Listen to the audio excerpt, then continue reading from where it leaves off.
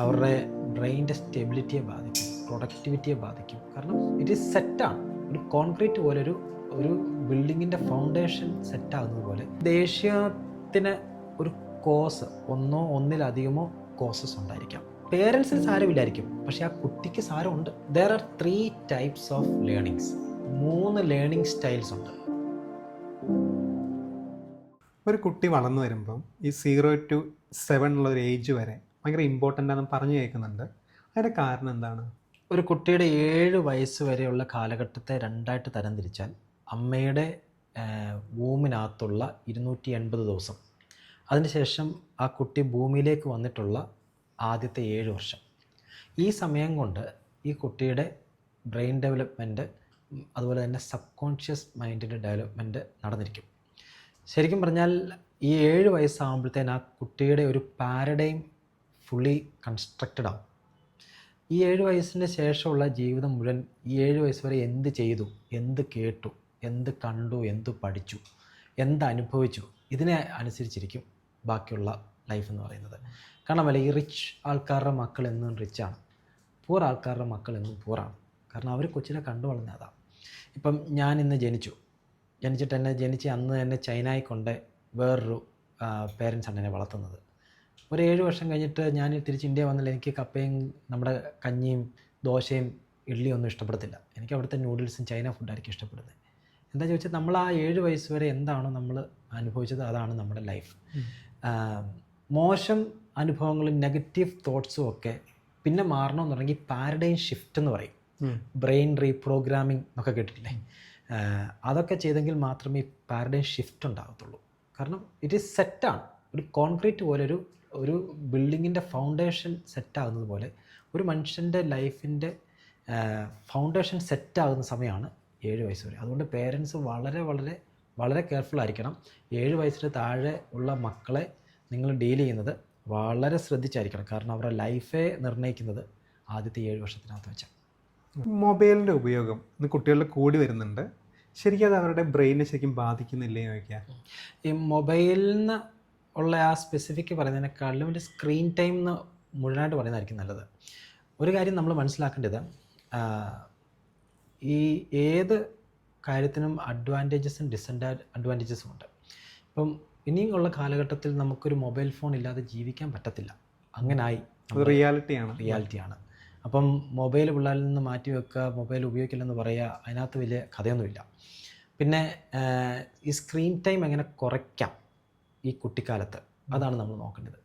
ഈ മൊബൈലിൻ്റെ usage high ആകുന്നത് കൊണ്ടുള്ള ദോഷങ്ങളുണ്ട്.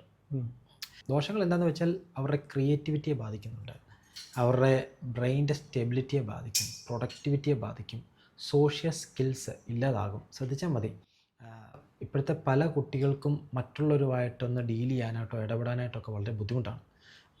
ഒരു സൊസൈറ്റിയിൽ ചെന്നാൽ, ഒരു ഫങ്ഷനിലൊക്കെ ചെന്നാൽ ചില കുട്ടികളൊക്കെ ആരോടും മിണ്ടാതെയൊക്കെ നിൽക്കും. ഇവരിൽ വളരെ ശ്രദ്ധിച്ച് നോക്കാമെങ്കിൽ അവരിൽ ഈ മൊബൈലിൻ്റെയൊക്കെ യൂസേജ് ഹൈ ആകാനാണ് സാധ്യത മോസ്റ്റ് ഓഫ് ദ ടൈം. അതുകൊണ്ട് ഇത് ഉപയോഗിക്കില്ലെന്ന് നമുക്ക് പറയാൻ പറ്റത്തില്ല. ഇനിയുള്ള കാലഘട്ടത്തിൽ അത് വേണം. എസ്പെഷ്യലി നമ്മുടെ കോവിഡ് സമയത്തൊക്കെ ഈ മൊബൈൽ ഫോണോ അല്ലെങ്കിൽ ടാബോ ടെലിവിഷനോ ഒക്കെ ഇല്ലായിരുന്നെങ്കിൽ അന്നത്തെ കാലം നമുക്ക് കുട്ടികൾക്ക് പഠിക്കാനൊക്കത്തില്ല.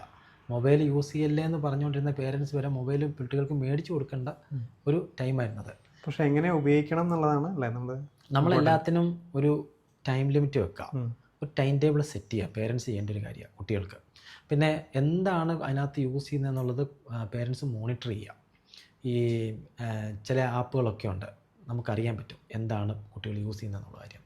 എസ്പെഷ്യലി അതിനകത്ത് ഈ ഷോർട്സ്, ഇൻസ്റ്റ, ഇതൊക്കെയുള്ളൊരു ദോഷം എന്ന് പറയുന്നത് നമ്മുടെ ബ്രെയിനെ അങ്ങോട്ടും ഇങ്ങോട്ട് സ്വിച്ച് ചെയ്ത് കളയും. ഇപ്പം പെട്ടെന്നൊരു കോമഡി കണ്ടുകൊണ്ടിരിക്കുന്നു, 10 സെക്കൻഡ് കഴിയുമ്പോഴത്തേക്കിന് ഒരു മർഡർ കാണുകയാണ്, ഒരു 20 സെക്കൻഡ് കഴിയുമ്പോഴത്തേക്കിന് ഭയങ്കര ഒരു നാച്ചുറൽ ഫീൽ വരുന്നു. അപ്പം ഈ ബ്രെയിൻ കൺഫ്യൂസ്ഡ് ആയിപ്പോവും. ഫോർ എക്സാമ്പിൾ പറഞ്ഞാൽ ഇപ്പം വിഷ്ണു പെട്ടെന്നൊന്ന് ദേഷ്യപ്പെട്ടു, അടുത്ത സെക്കൻഡ് ചിരിക്കാൻ പറ്റുമോ? ഇമോഷൻ ഭയങ്കരമായിട്ട് മാറിക്കൊണ്ടിരിക്കും. ആ ഇമോഷൻ ഒന്ന് കാം ഡൗൺ ആകണ്ടേ? അതിനുള്ള സമയം ബ്രെയിനിന് കൊടുക്കുന്നില്ല. ഈ ഷോർട്സ്, ഇൻസ്റ്റ വീഡിയോസ്, ഇതൊക്കെ ഇത് കുട്ടികളിൽ ബ്രെയിനിൻ്റെ ആ ക്ഷമതയെ നല്ലപോലെ ബാധിക്കും. പക്ഷേ ഈ മൊബൈൽ ഫോണോ ടാബോ സ്ക്രീനോ ഒന്നും യൂസ് ചെയ്യാതെ ഇനി ജീവിക്കാനൊക്കത്തില്ല. അതുകൊണ്ട് കുട്ടികളിൽ ഒരു ഡിസിപ്ലിൻ ഉണ്ടാക്കി കൊടുക്കുക. പേരൻസ് നല്ലപോലെ അവരെ സഹായിക്കണം. ഓക്കെ. ഇന്നത്തെ ചില കുട്ടികളെ നോക്കുമ്പം അവർക്ക് ദേഷ്യം കൺട്രോൾ ചെയ്യാൻ പറ്റുന്നില്ല. അപ്പം അത് മനഃപൂർവ്വമല്ല, അതിപ്പം പക്ഷെ അത് മാതാപിതാക്കൾക്ക് മനസ്സിലാവുന്നുമില്ല. അത് എന്താണ് ഒരു പരിഹാരം ശരിക്കും? അവരുടെ പ്രശ്നം കൊണ്ടാണോ അത്? വിഷ്ണു, ഈ ദേഷ്യം എന്ന് പറയുന്ന ഒരു ഇമോഷനാണ്. അപ്പം കുട്ടികളിലുള്ള ഒരു ഇമോഷനാണ് ഈ ദേഷ്യം എന്ന് പറയുന്നത്. ഈ ദേഷ്യത്തിന് ഒരു കോസ്, ഒന്നിലധികമോ കോസസ് ഉണ്ടായിരിക്കാം. അതൊരു പക്ഷേ കുട്ടികളുടെ കുട്ടിക്കാലത്ത് ഈ മുമ്പുണ്ടായിട്ടുള്ള ഒരു നെഗറ്റീവ് സിറ്റുവേഷൻ, ട്രോമ ആയതായിരിക്കാം. ഇല്ലെങ്കിൽ ഈ കുട്ടി അമ്മയുടെ ഗർഭത്തിലായിരുന്നപ്പം അമ്മ ഫേസ് ചെയ്ത ചില നെഗറ്റീവ് സിറ്റുവേഷൻസ്, ചലഞ്ചസ്, അത് ട്രോമയായിട്ട് ഈ കുട്ടിയിലേക്ക് ദേഷ്യമായിട്ട് വന്നതായിരിക്കാം. കാരണം ഗർഭസ്ഥ ശിശു വെളിയിൽ നടക്കുന്ന എല്ലാ കാര്യങ്ങളും മനസ്സിലാക്കുന്നുണ്ട്. അതാണ് മനസ്സിലാക്കേണ്ടത്. സോ ഇങ്ങനെ ദേഷ്യമായിട്ട് വരുന്ന കുട്ടികൾ, പേരൻസിന് അതിനെ കൺട്രോൾ ചെയ്യാൻ മേലാത്ത ആൾക്കാർ വരുമ്പോഴത്തേക്ക് മനസ്സിലാക്കേണ്ടത് ഈ ദേഷ്യം എന്ന് പറയുന്നത് ഒരു എഫക്റ്റ് മാത്രമാണ്. There will be a cause or causes for this anger. ഈ കുട്ടിക്ക് ഇത്ര ദേഷ്യം വരാനായിട്ട് കാരണങ്ങളുണ്ട്. ആ കാരണങ്ങൾ പേരൻസിനെ കൊണ്ട് കണ്ടുപിടിക്കാൻ പറ്റത്തില്ലെങ്കിൽ തീർച്ചയായിട്ടും എത്രയും പെട്ടെന്ന് നല്ലൊരു ചൈൽഡ് സൈക്കോളജിസ്റ്റിനെ കാണണം. കണ്ടാൽ അവരുടെ സഹായത്തോടെ ഈ ദേഷ്യത്തിനുള്ള കാരണം എന്നാന്ന് കണ്ടുപിടിക്കാം. ആ കാരണം കണ്ടുപിടിച്ചാൽ കാരണത്തെ നമുക്ക് ട്രീറ്റ് ചെയ്യാം. അതിനെ അഡ്രസ്സ് ചെയ്ത് വി ക്യാൻ ട്രീറ്റ് ആൻഡ് ഈ കുട്ടിയുടെ ദേഷ്യത്തെ കുറയ്ക്കാൻ പറ്റും. മറ്റൊരു കാര്യം പേരൻസ് മനസ്സിലാക്കേണ്ടത്, ഒരു കുട്ടി ദേഷ്യപ്പെട്ട് ഒരു പേരൻസിൻ്റെ ഒരിക്കൽ വരുമ്പോൾ, അല്ലെങ്കിൽ അതിനൊരു റീസണുമായിട്ട്, ഒരു പരാതിയായിട്ട് പേരൻസിൻ്റെ ഒരിക്കൽ വരുമ്പോൾ, ഒരു വലിയൊരു കോമൺ ലാംഗ്വേജ് മിക്ക പേരൻസ് യൂസ് ചെയ്യുന്നതാണ് സാരമില്ല, നോ പ്രോബ്ലം. ഈ നോ പ്രോബ്ലം, സാരമില്ല, ഈ കുട്ടികളിൽ ബിഗ് ട്രോമാസ് ഉണ്ടാക്കും. അതുകൊണ്ട് പേരൻസിന് സാരമില്ലായിരിക്കും, പക്ഷേ ആ കുട്ടിക്ക് സാരമുണ്ട്. മനസ്സിലായില്ലേ? സാരമില്ല എന്നൊരു വാക്ക് അവിടെ ഒരു റിപ്ലൈ അല്ല, റെമഡി അല്ല, അതൊരു ഹീലിംഗ് അല്ല. അത് ആ വൂണ്ടിനെ ഒന്നുകൂടെ വലുതാക്കത്തേ ഉള്ളൂ, അതിനെ ഒന്നുകൂടെ വ്രണപ്പെടുത്തത്തേ ഉള്ളൂ ആ വൂണ്ടിനെ. സോ പേരൻസ് സാരമില്ല എന്നുള്ള വാക്ക് കുട്ടികളോട് ഒഴിവാക്കുക, അതാണ് പറയേണ്ടത്. മറിച്ച് ആ കുട്ടിക്കതൊരു സാരമാണ്, ആ കുട്ടിക്കതൊരു പെയിനാണ്.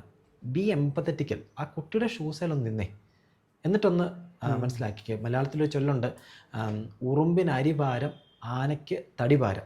അപ്പോൾ ഉറുമ്പ് വലിയ അരിയും എടുത്തുകൊണ്ട് പോകുമ്പോൾ ഭയങ്കര ഭാരമാകുമ്പോൾ ആന എന്നിട്ട് പറയാം, ഇതാണ് നിനക്ക് ഭാരം, ഞാൻ തടി എടുക്കുന്നുണ്ടല്ലോ എന്ന് പറഞ്ഞിട്ട് അർത്ഥമില്ല. ആ കുട്ടിക്ക് അതൊരു പെയിനാണ്. അത് സാരമില്ല അല്ല, നോ പ്രോബ്ലം അല്ല, ഇറ്റ്സ് എ പ്രോബ്ലം. അത് സാരമുണ്ട്, അതിനെ അഡ്രസ്സ് ചെയ്യണം, അതിനെ ട്രീറ്റ് ചെയ്യണം. പഠനം എന്നുള്ളതേ മിക്ക കുട്ടികൾക്കൊരു ബുദ്ധിമുട്ടായിട്ട് മാറുന്നുണ്ടല്ലോ. ചിലപ്പോൾ അവിടെ പാരൻസിനും അവരെ സപ്പോർട്ട് ചെയ്യാൻ പറ്റുന്നുണ്ടാവില്ല. പക്ഷേ ഇത് ശരിക്കും ഒരു പരിഹാരം എന്താണെന്നുള്ളതാണ് ടീച്ചേഴ്സും പേരൻസും മനസ്സിലാക്കേണ്ട ഒരു വളരെ പ്രധാനപ്പെട്ട ഒരു കാര്യം ഞാനിപ്പം പറയാം. There are 3 types of learnings. 3 learning styles ഉണ്ട്. 1 വിഷ്വൽ, 2 ഓഡിറ്ററി, 3 കൈനസ്തെറ്റിക്. ഈ 3 ടൈപ്പ് ലേണിംഗ് സ്റ്റൈലാണ് നമുക്കെല്ലാവർക്കും ഉള്ളത്, ഹ്യൂമൻ ബീങ്സിലുള്ളത്. അപ്പം ഒരു 30 പേര് കുട്ടികളുള്ളൊരു ക്ലാസ്സിൽ ഒരു ടീച്ചർ ഒരു സ്റ്റൈലിലേ പഠിപ്പിക്കുന്നുണ്ടാവും. ആ സ്റ്റൈലിലുള്ള പിള്ളേർക്ക് അത് വളരെ എളുപ്പമായിട്ട് മനസ്സിലാവും, മറ്റുള്ളവർക്ക് മനസ്സിലാകത്തില്ല. ഒരു എക്സാമ്പിൾ പറഞ്ഞാൽ, ഒരു വിഷ്വൽ ലേണിംഗ് സ്റ്റൈലുള്ളൊരു കുട്ടിയോട് എന്തെങ്കിലും പറഞ്ഞാൽ അവൻ അത് കേട്ട് ചെയ്യണമെന്ന് നിർബന്ധമില്ല, കാരണം അവൻ്റെ ലേണിംഗ് സ്റ്റൈൽ വിഷ്വലാണ്.